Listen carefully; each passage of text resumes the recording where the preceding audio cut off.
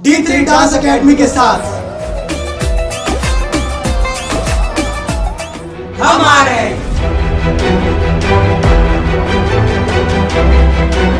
नए साल का जश्न मनाने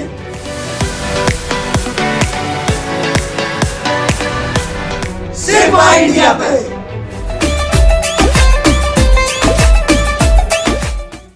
आबकारी विभाग के निलंबित सिपाही ने भाजपा विधायक के बहनोई पर बीच सड़क खुलेआम गोलियां बरसाई। सिलसिलेवार की गई फायरिंग में भाजपा विधायक संजय गुप्ता के बहनोई व चाट कारोबारी संदीप उर्फ भोले गुप्ता, उनके भाई विशाल उर्फ राजन के अलावा ग्राहक राम जी और वहां से गुजर रहा छात्र नारायण तिवारी जख्मी हो गए। हमले की वारदात से आक्रोशित लोगों ने तोड़फोड़ के बाद एक मकान को आग के हवाले कर दिया। गोलीबारी करने का आरोपी आबकारी विभाग का निलंबित सिपाही घटना के बाद से अपने साथी के समेत फरार है। ये दुस्साहसिक वारदात सीसीटीवी कैमरे में कैद हो गई।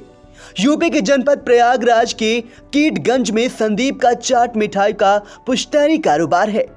घर के अगले हिस्से में दुकान चलाते हैं। रोज की तरह गुरुवार देर शाम को वो छोटे भाई राजन के साथ दुकान पर थे। इसी बीच वहां दो हमलावर पहुंचे और संदीप पर अंधाधुंध फायरिंग शुरू कर दी। हमले में दोनों भाइयों के अलावा दुकान पर खड़ा ग्राहक राम जी और वहां से गुजर रहा प्रतियोगी छात्र नारायण जख्मी हो गए।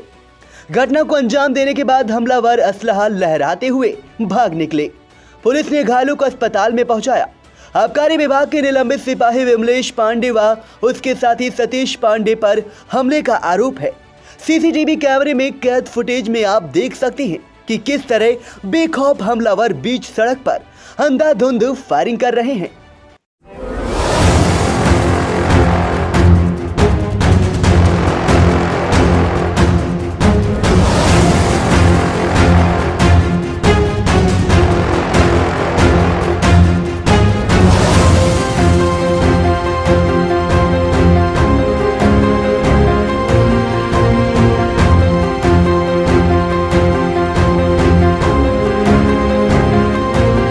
उधर घटना से आक्रोशित लोगों ने आरोपियों के घर तोड़फोड़ करते हुए आग लगा दी।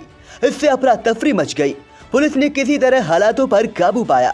हालातों के मद्देनजर पूरा इलाका पुलिस छावनी में तब्दील कर दिया गया है। घटना को लेकर एसपी नगर ने पूरी जानकारी दी। सर, ये क्या पूरा मामला?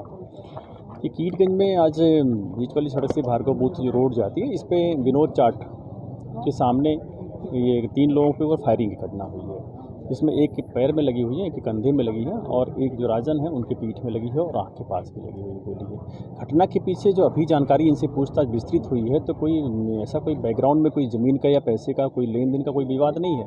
एक विमलेश पांडे जो आरोपी है, इसमें अभियुक्त है, वो उसको बताया जा रहा है कि जब से वो निलंबित है लगभग 2-3 महीने से यहीं काफ़ी बैठता था। सामने कोई लाली है जो एक मकान है जिसके मालिक एक्चुअली सतना में रहते हैं, वो यहाँ रहते ही नहीं है काफ़ी दिन से। तो लाली के पिताजी को वो किराए पर दिया गया था, तब से फिर लाली उसमें रहने लगा था। लाली ने ही बाद में कुछ वकीलों को उसमें रखवा लिया था। तो मकान का और मकान मालिक के बीच का कोई टसल तो खैर नहीं आया प्रकाश में, लेकिन लाली की वहाँ पे शरारत थी कि वहाँ पे जो है एंटी सोशल एलिमेंट को बैठाना शुरू किया था, जिसमें विमलेश करछना का रहने वाला है और ये आबकारी विभाग में कांस्टेबल है, बनारस में पोस्ट है। वहाँ भी किसी महिला कांस्टेबल के साथ बातचीत में इसका ऑडियो खराब जारी हुआ था। उसी पर ये निलंबित चल रहा है बनारस से पिछले 3 महीने से। और ये भी बताया गया कि वो करछना में जो इसके असलहे थे पहले, वो वहाँ भी उसके खिलाफ एक मुकदमा था जिस पे वो निलंबित हो गए। 3 असलहे वो जमा है वहाँ पे और इसका यहाँ पे बैठना उठना हो गया था। यद्यपि यहाँ किराए पर रहता है, पीछे एक जगह मकान किराए पर रह रहा था, यहाँ देखा गया। और लेकिन सामने लाली के यहाँ बैठना उठना था। वजह भी सामने बैठ करके सिर्फ कहा सुनी और थोड़ी दबंगई दिखाना, इसी बात को लेकर के ही आज भी इनके बीच की कहासुनी शुरू हुई है और फिर फायरिंग किया इसने। किसी पुरानी रंजिश को लेकर बताया ना आपको कि कोई पुरानी रंजिश में इनकी घटनाक्रम करें। लगातार ये यहाँ से बैठता था तो इनकी कहासुनी सिर्फ उसके जो स्वभाव है वो थोड़ा सा अकड़ू टाइप बताया जा रहा है और अनावश्यक का टसल लेने का लोगों का था उसका, और उसी चीज़ों में इसको लेकर के हुआ।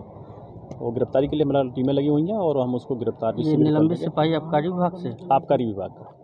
सर, कोई गंभीर रूप से तो घायल नहीं है? उसमें राजन को अभी पीठ में लगी हुई गोली वहाँ पे, और तो कंधे पे जिनको लगी वो तो ठीक है, और जो राम जी को पैर में लगी वो भी ठीक है। राजन के पीठ में लगी, जरा जो उसको देखना होगा कि वाइटल पार्ट की तरफ से। नए साल का जश्न मनाने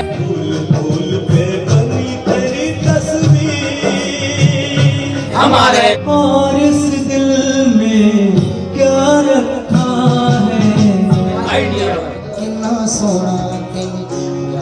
बनाया दिल कर देखता रहा किन्ना सोना दिन।